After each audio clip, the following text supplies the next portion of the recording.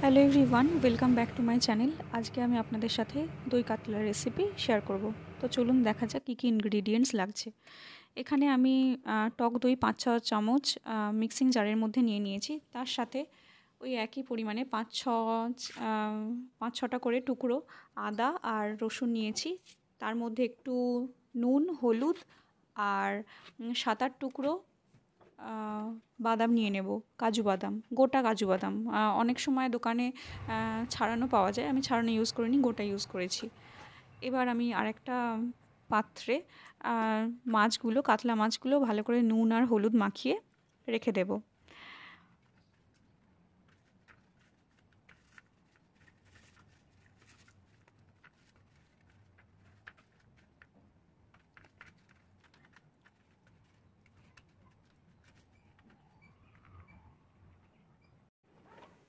এখানে আমি gas on করে কড়া বসিয়ে দিয়ে কড়া গরম হলে পরিমাণ মতো তেল দিয়ে দিয়েছি। এবার তেলটা ভালো করে গরম হয়ে যাওয়ার পর একে একে আমি মাছগুলো ভেজে নেব। প্রথমে যদি দেখেন যে মাছ নরম আছে, একবার করে ভেজে নিয়ে পরে আবার সব মাছগুলো ভাজা হয়ে গেল, তারপরে আবার ওই একই মাছ আবার তেলে ভেজে নিলে মাছগুলো বেশ ভালোভাবে ভাজা হয়ে যায় আর কড়া করে ভাজা হয় যেটাকে বলে আর কি। তো আমি ওরকমভাবেই মাছগুলোকে আর কি ভেজে নিয়েছি।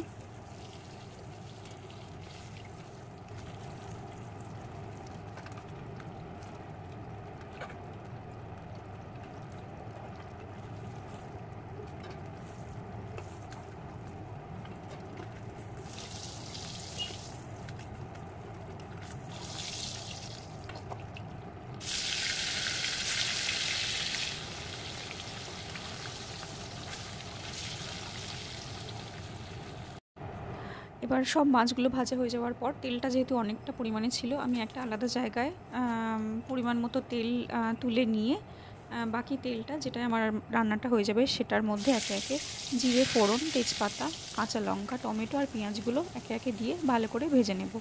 ভেজে নেওয়া মানে ওই হালকা করে ব্রাউন কালার হয়ে যাবে সেই পর্যন্তই ভেজে নেব।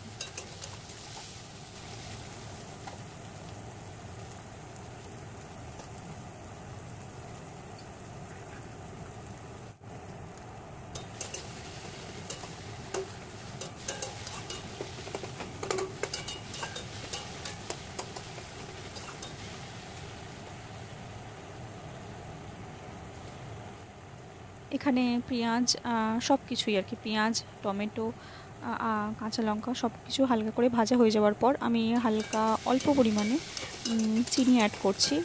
আগে আমি নুন অ্যাড করেছি। চিনি দেওয়ার কারণ হচ্ছে যেহেতু এটা দই কাতলা হবে, তো সব কিছুর আর কি সামঞ্জস্য টেস্টের রাখার জন্যে আমি এখানে অল্প পরিমাণে চিনি অ্যাড করেছি। তো এখানে আমার এখানে মশলাগুলো ভালো করে কষানো হয়ে গেছে। তো এবার আগে থেকে যে পেস্ট বানিয়ে রেখেছিলাম টক দইয়ের, সেটাও অ্যাড করে দেবো। আর মনে রাখবেন এই সময় গ্যাসের ফ্লেম একদমই লো থাকবে, কারণ যদি হাই ফ্লেম থাকে তাহলে টক দই যেহেতু এটা ফেটে যাবে, ফেটে যাওয়া মানে ওই একটু ছানা ছানা ব্যাপার চলে আসবে, যেটা দেখতে একদমই ভালো হবে না আর খেতেও ভালো হবে না। তো গ্যাসের ফ্লেম একদম লোতে রেখে রান্না করতে হবে। মানে প্রথমটুকু যতটুকু আর কি টক দইটা যতক্ষণ না আর কি ভালো করে কষানো হয়ে যায়, তারপরে আপনারা হাই ফ্লেম করতেই পারেন।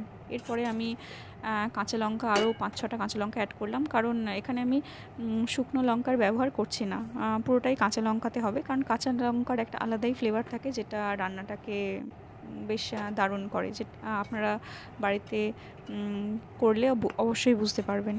এরপর যে মশলা ধোয়া জলটাও আমি, যে বার্নারে আমি মশলাটা বেটেছিলাম সেটায় জল দিয়ে ওই জলটা এখানে অ্যাড করে দেবো। এবার ঢাকা চাপা দিয়ে এটাকে আরেকটু সেদ্ধ হতে দেবো।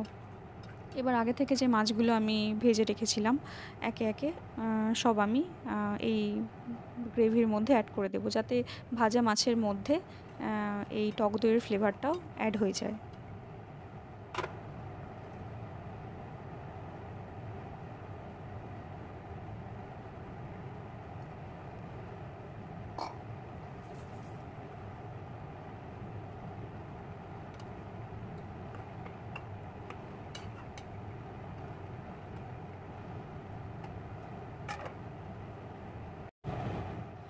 মাছগুলো অ্যাড করার পরে আমি ঢাকা দিয়ে দিয়েছিলাম যাতে টক দইয়ের ফ্লেভারটা মাছের মধ্যে চলে যায়। এবার রান্না প্রায় শেষের পথে, তো নামানোর আগে আমি সানরাইজের শাহি গরম মশলা এখানে ব্যবহার করছি। বেশ কিছুটা পরিমাণে গরম মশলা অ্যাড করলাম।